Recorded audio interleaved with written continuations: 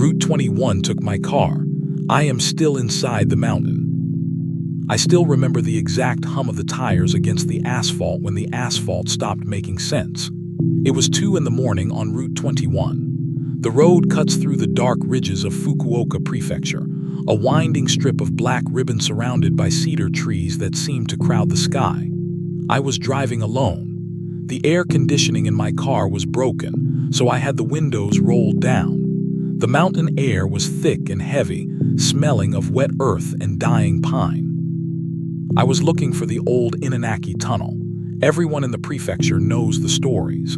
They tell them to school children to keep them from wandering into the hills. They say a village once existed beneath the nearby dam. They say the laws of Japan do not apply beyond the tunnel entrance. I never believed in ghosts. I believed in history, and I believed in the quiet thrill of abandoned places. That was my mistake. I thought a tunnel was just concrete and empty space. The first sign that something was wrong came from the dashboard. My car is an older model, a reliable sedan with a basic digital navigation screen. I had set the destination for the modern Inanaki Tunnel, intending to park nearby and find the old, bypassed road on foot. The blue line on the screen suddenly jerked. The little arrow representing my car spun around 3 times, then settled. According to the map, I was no longer on Route 21. The screen showed a tight, labyrinthine cluster of narrow streets where the mountain should be. The names of the streets were written in old characters that I could barely read, words like bone, gate, and belly. I blinked, thinking it was a software glitch. Then the arrow started moving backward. My car was moving forward at 40 kilometers per hour, but the digital display insisted I was reversing deep into the mountain. I slowed down. The headlights cut through the heavy mist that had begun to roll off the ridges. The silence outside was absolute. Usually in the summer, the mountains are alive with the screaming of cicadas. Tonight, there was nothing. Not a single insect, not a single bird, just the low, rhythmic throb of my own engine. I pulled over to the shoulder of the road. The mist was thicker now, clinging to the windshield like grease. I rolled up the window halfway, suddenly feeling exposed. The air inside the car had grown cold. Not a refreshing cool, but a clammy, heavy chill that settled in the back of my throat. I looked out the side window toward the tree line. The cedars stood like tall, thin figures in the gray light. That was when I noticed the movement. It was not the wind. There was no wind.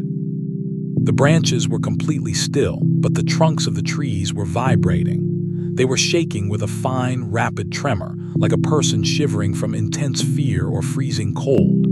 The vibration made a faint, collective humming sound that resonated through the metal frame of my car.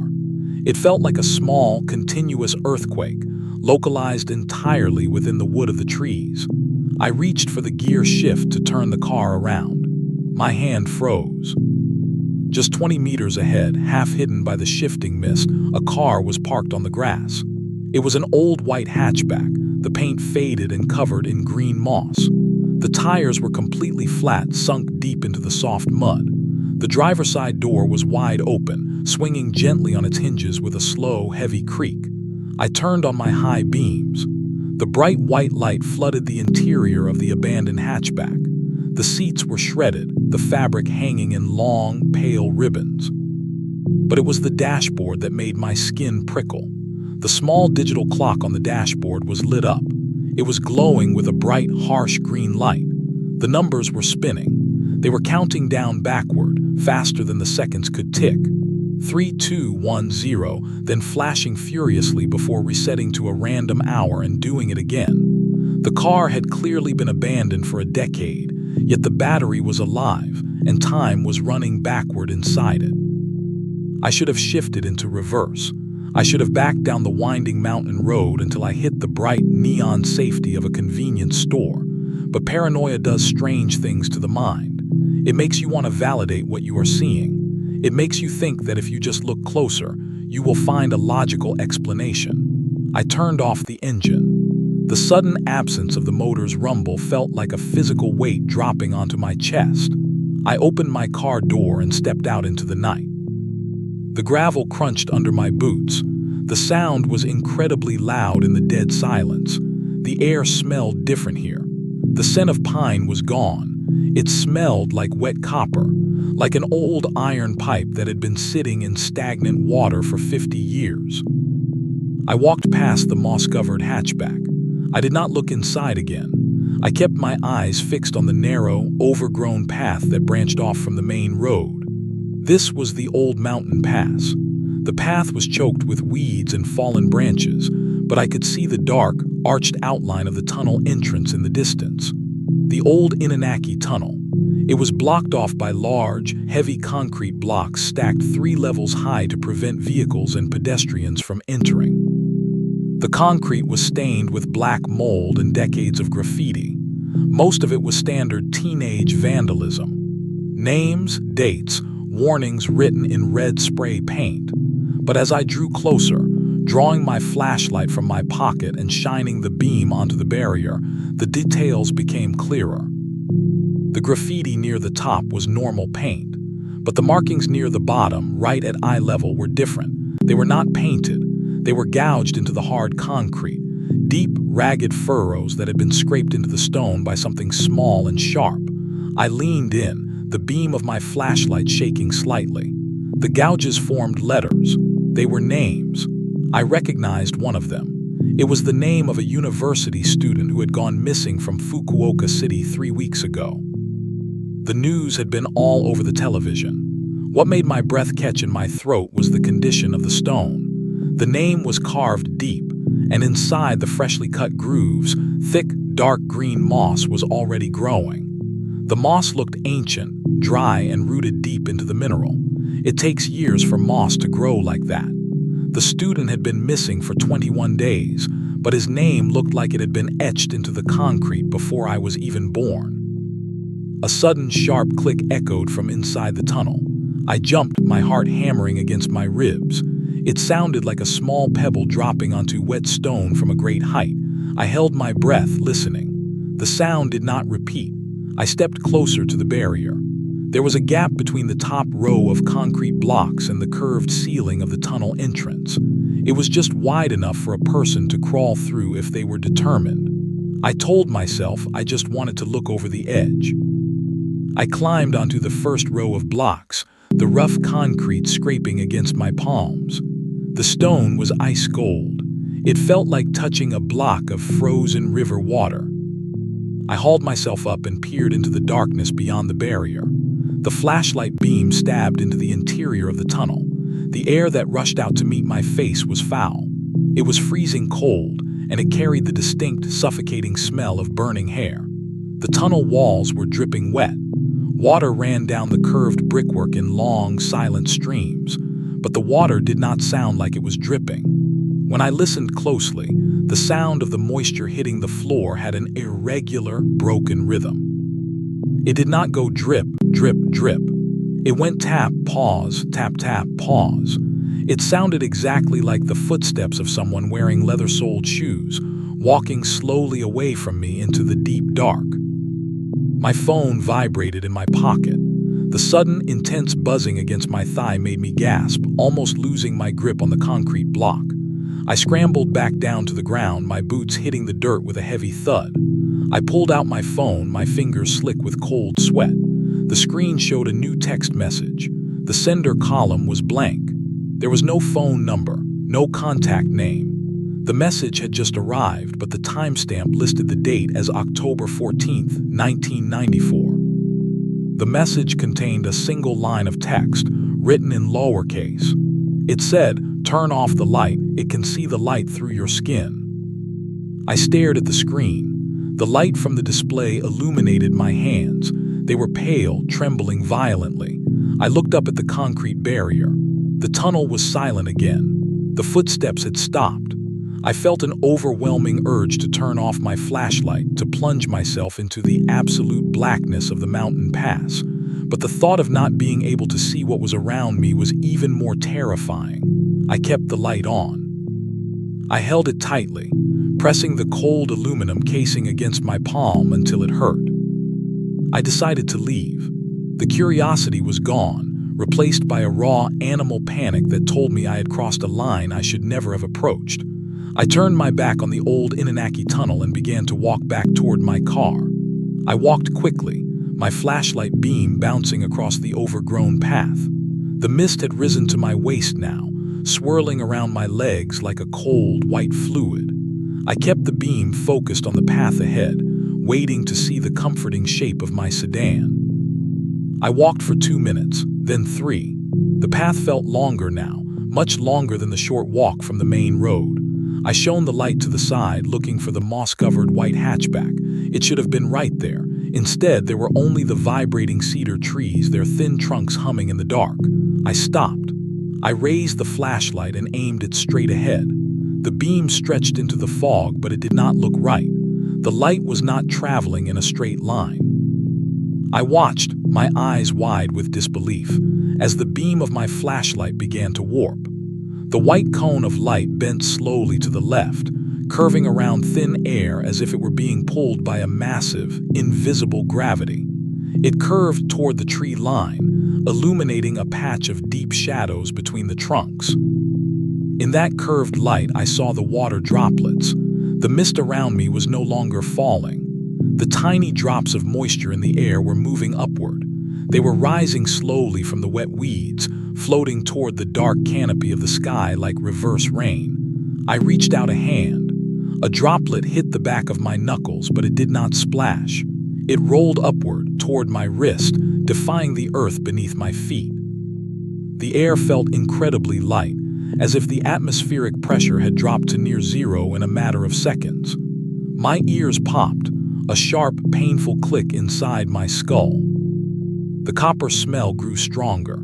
It was overwhelming now, filling my nose and mouth with the taste of old coins and blood. I choked back a wave of nausea. From the shadows where the light was bending, a new sound began. It was a soft, rhythmic clicking. It did not sound like stone or water. It sounded like teeth, like someone rapidly tapping their upper and lower teeth together in a frantic, uncontrollable chatter. The sound was moving. It was not stationary. It was circling through the trees, moving from my left to my right, keeping just outside the edge of the warped flashlight beam. I pulled out my phone again, desperate for any connection to the outside world. I wanted to call the emergency services. I wanted to hear a human voice, even if they thought I was insane. I looked at the screen. The signal indicator at the top right of the display was full, 5 bars, but the name of the network provider had changed. It no longer showed my carrier. In its place was a row of 4 ancient kanji characters. I recognized them from old history books I had studied in university. They meant the mountain does not give back. I began to run. I did not care about the curved light or the rising water. I sprinted down the path, my breath coming in ragged, painful gasps. The cold air burned my lungs. The clicking sound followed me, moving effortlessly through the vibrating trees. It stayed perfectly parallel to my pace, a constant, chattering companion just 10 meters away in the dark. I saw my car. The dark silhouette of my sedan appeared through the fog. I felt a surge of desperate hope. I reached into my pocket for the keys, my fingers fumbling with the metal ring. I sprinted to the driver's side door, grabbed the handle, and yanked it open. I threw myself into the seat and slammed the door shut, locking it instantly. The clicking sound stopped the moment the door clicked into place. I sat there in the dark, my chest heaving, listening to the violent pounding of my own heart. I was safe. The glass and metal of the car felt like a fortress. I put the key into the ignition and turned it. The engine cranked, a beautiful, mechanical roar that filled the cabin. I shifted into reverse and looked over my shoulder to back out onto the main road. The rear window was completely covered in mud. Thick gray clay had been smeared across the glass from the outside, blocking all light. I couldn't see anything behind me. I turned to look out the side windows. They were covered too. Someone or something had coated every single window of my car in thick, wet mountain earth while I was walking on the path. The car was entirely blind. The paranoia shifted into a cold, clinical certainty. I was not going to leave.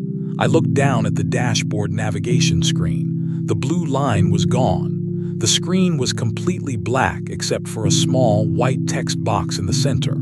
The box contained a message that was updating in real time. It was a transcript of my own thoughts.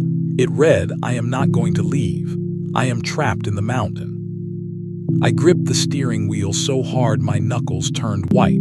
I told myself to calm down. I told myself that if I just drove backward in a straight line, I would hit the road. I didn't need to see. I just needed to move. I pressed my foot onto the accelerator. The car surged backward. The tires spun on the wet gravel, then caught. The car moved for 5 seconds, then 10, then 20. I should have hit the asphalt of Route 21 within 3 seconds, but the car just kept moving backward, the engine whining in high gear. The sensation of movement was real, but it felt wrong. It felt like the car was tilting downward, the rear sinking into a deep, steep incline. The phone in my lap began to ring. The screen lit up, casting a harsh blue glow onto my face. It was a video call invitation. The caller ID was my own name. My own phone was calling itself. My thumb hovered over the green button. I didn't want to answer it. Every cell in my body screamed at me to throw the phone out the window, but my hand moved on its own, driven by a morbid, helpless compliance.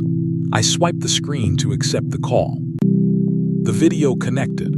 The camera angle was from the back seat of my own car. It was looking forward, over the headrest of the driver's seat. On the screen, I could see the back of my own head. I could see the exact way my shoulders were tense, the way my hands were gripping the steering wheel. The camera was steady, held by someone sitting directly behind me in the dark. I did not turn around. I knew that if I turned my head, the distance between the phone screen and reality would collapse. I kept my eyes glued to the display. On the screen, I watched the shadow behind my seat begin to move. A long, pale arm reached out from the darkness of the back seat. The fingers were thin, the skin translucent and wet. The nails were broken and caked with dark green moss. The hand moved slowly toward my shoulder. On the video, I saw the hand touch my jacket, but I felt nothing. My shoulder was numb. I looked down at my own body. My legs, my torso, my hands on the wheel. They felt distant, like they belonged to someone else, or like I was looking at them through a long, dark tunnel. The walls of the car cabin began to change. The plastic of the dashboard and the fabric of the doors were losing their rigidity. They were softening, bulging inward toward me like cold fat under pressure. The smell of wet copper was gone, replaced entirely by the suffocating stench of burning hair and old, stagnant water. A whisper came from the phone speaker. It did not come from behind me. It came directly out of the small metal grill at the bottom of my phone. The voice was a chaotic, overlapping chorus of dozens of people. Men, women, children, all speaking at the exact same time, their voices perfectly synchronized. They were speaking in my native tongue, using my exact vocabulary, but the grammar was ancient. The voice said, "The concrete is soft today.